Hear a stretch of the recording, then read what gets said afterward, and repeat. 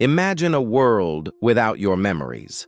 No childhood photos in dusty albums, no snapshots of your parents' wedding, no record of the small, fleeting moments that make up a human life. For over a century, one company held the monopoly on those memories. Their name was synonymous with photography itself. A Kodak moment. It wasn't just a marketing slogan, it was a cultural contract. In 1996, George Eastman's empire was at its absolute zenith.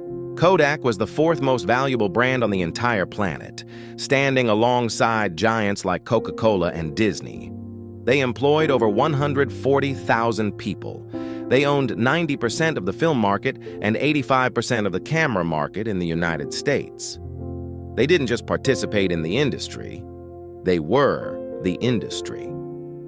But as we sit here today, Kodak is a business ghost story. A cautionary tale whispered in boardrooms about the dangers of arrogance. We are told they failed because they missed the digital revolution. But that is a lie. Kodak didn't miss the digital revolution. They invented it. They saw the future coming. They held it in their hands, and then they tried to bury it alive. To understand how they fell, we have to understand the genius of their beginning. In 1888, George Eastman didn't just invent a camera, he invented a behavior. Before the Kodak #1, photography was a burden. It required massive glass plates, dangerous chemicals, and a deep knowledge of chemistry. It was a hobby for the elite and the eccentric. Eastman changed the world with one simple, elegant sentence. You press the button, we do the rest. He introduced a handheld box preloaded with enough film for 100 pictures. When you finished the roll, you didn't develop it. You mailed the entire camera back to Rochester, New York. Kodak would develop the photos, reload the camera, and mail it all back to you. This was the birth of the complete system of photography. This business model is the single most important thing to understand about Kodak's rise and its eventual destruction. In business school, we call it captive product pricing.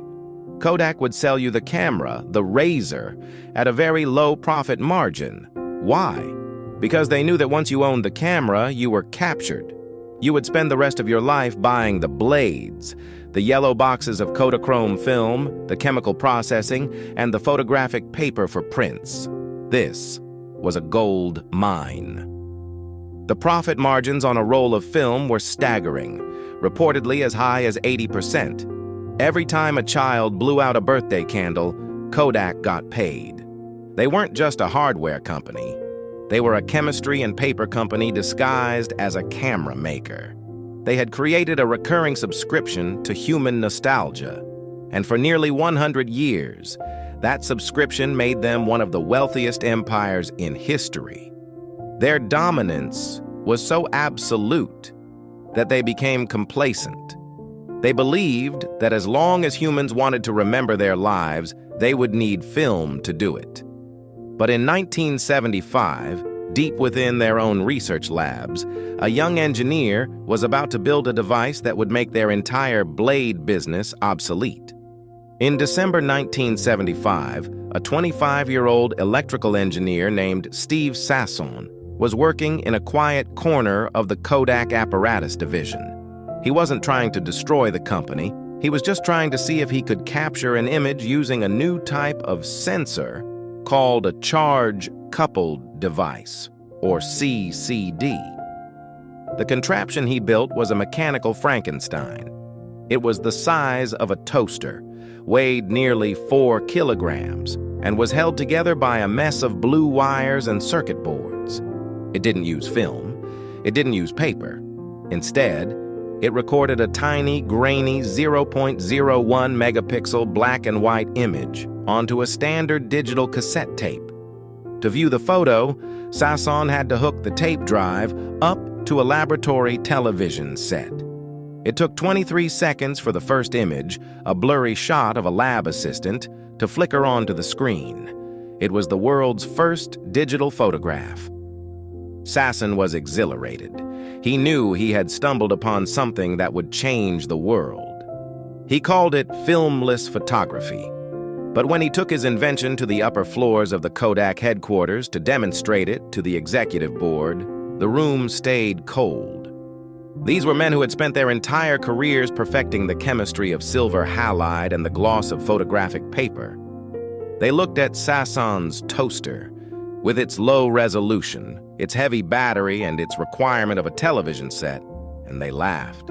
One executive famously told him, "That's cute, Steve, but don't tell anyone about it."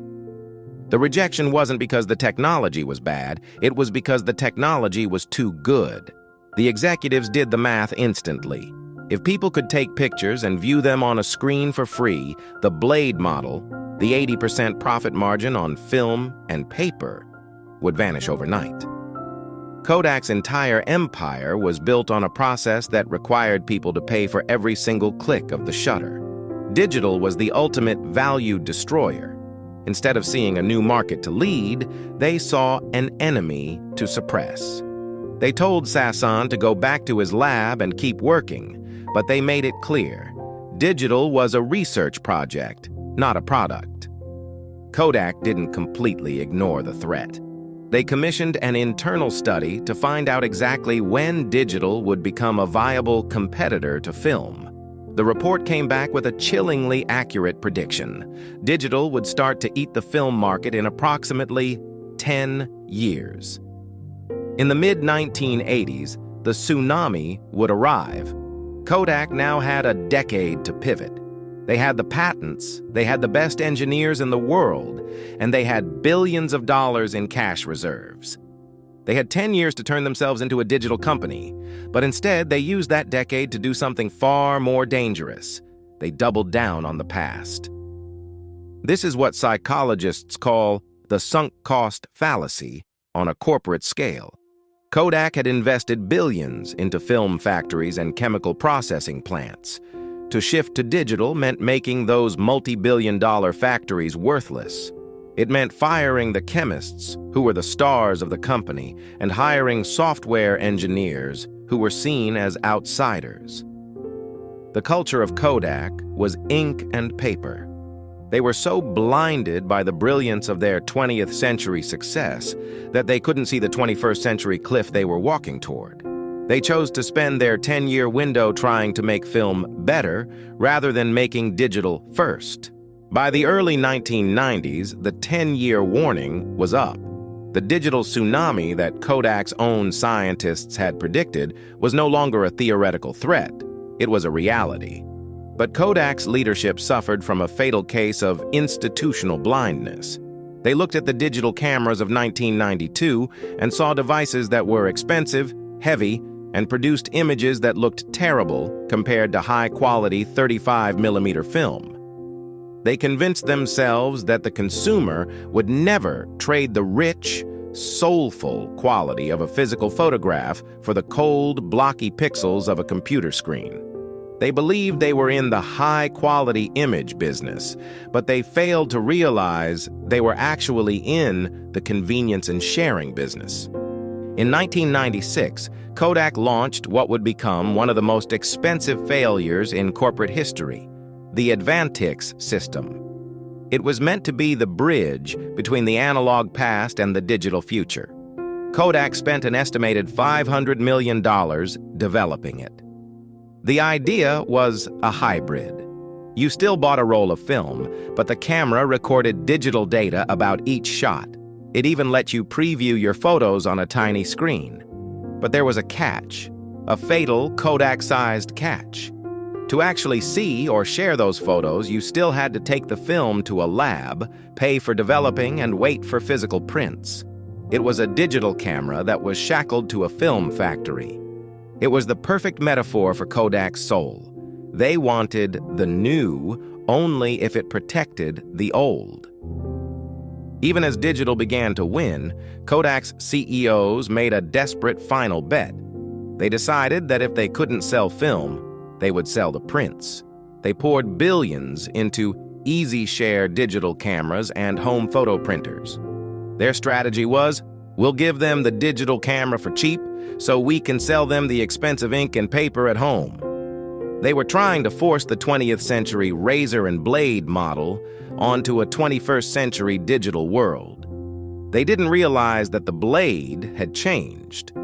In the digital age, the blade wasn't paper or ink. It was data, social media, and the like button. People didn't want to print their memories anymore. They wanted to broadcast them. While Kodak was trying to sell printers, a small startup was being born in a San Francisco office. It was called Instagram. When it launched in 2010, it did exactly what Kodak had done for a century. It gave people a way to capture and share Kodak moments. But it did it for $0, with zero chemicals and zero paper. Within 2 years, Instagram, a company with only 13 employees, was sold to Facebook for $1 billion. That same year, 2012, Kodak, a company that once had a market value of $30 billion, filed for Chapter 11 bankruptcy. The empire hadn't just fallen, it had been replaced by an app that did for free what Kodak had charged a premium for since 1888. Kodak's tragedy wasn't a lack of talent. They had the best scientists. They had the first patents for the digital sensor, the digital color processing, and even the first digital photo sharing platforms. Their failure was cultural. They were so in love with the process of their success, the chemicals, the factories, the yellow boxes, that they forgot what their customers actually wanted. They thought they were selling film. They never realized they were selling a way to tell a story. And when the storytelling medium changed, Kodak was left holding a box of chemicals in a world that had moved to the cloud. As Kodak plummeted toward bankruptcy in the 2000s, their largest global competitor, Fujifilm, faced the exact same market collapse. The critical difference was culture. Kodak, as we saw, was a chemical company in deep denial. Fujifilm was a business company that understood its true core. Competency was not film, but the advanced science of silver halide chemistry. They launched Vision 75, a drastic diversification plan. While Kodak was wasting billions on hybrid Advantix cameras, Fujifilm realized their precision engineering could be adapted for completely new industries. They successfully applied their chemical expertise to develop optical films for LCD screens, a market that was exploding. They even applied their knowledge of preventing oxidative damage in photographs to create lines of high-end anti-aging cosmetics. Fujifilm embraced the death of film as an opportunity. Kodak fought it like an enemy. Kodak emerged from bankruptcy in 2013, but the company that defined 20th century American life was gone. The modern Eastman Kodak is a ghost, a licensing shell of its former glory. They no longer innovate in photography. They monetize their nostalgic brand. Today, you can buy Kodak-branded budget digital cameras, Kodak-branded batteries, and even Kodak-branded cryptocurrency mining rigs. The once monolithic value engine has been stripped down and repurposed for the gig economy. The iconic yellow boxes are no longer symbols of innovation. They are retro accessories. This is the ultimate corporate ghost story. The tragedy of Kodak is the ultimate case study in creative destruction. It is a warning to every industry leader that success, even monumental century-long success, is not a shield. It is actually a vulnerability. Kodak failed because they confused the how of their business with the why. They thought their core business was selling film, rather than selling people a way to tell a story and protect a memory. When the storytelling medium changed, Kodak refused to let go of the physical box, even as the world moved to the digital cloud. They let their past success become their future prison. And that brings us back to Rochester. The immense factory complex that once hummed with the creation of silver halide film is now a silent, ghostly park. But the irony is powerful. That exact same location, the birthplace of consumer film, is now the site of the vast, glowing server farms that power the very digital cloud that replaced it. The ghost of Kodak hasn't been destroyed, it has just been digitized. The legacy of Kodak is not the chemical emulsion that died. It is the universal human desire for convenience, connection, and the Kodak moment. A moment that will never need another yellow box of chemicals because it now lives forever in the blue light of the digital archive. Kodak failed to see the future because they were too in love with their past. Here at Empire Archive, we're dedicated to uncovering the stories that shaped our world so we don't repeat them. If you enjoyed this deep dive into the architecture of a collapse, consider subscribing. By joining us, you're helping us keep these histories alive. Click the notification bell to make sure you never miss a moment of the stories that matter.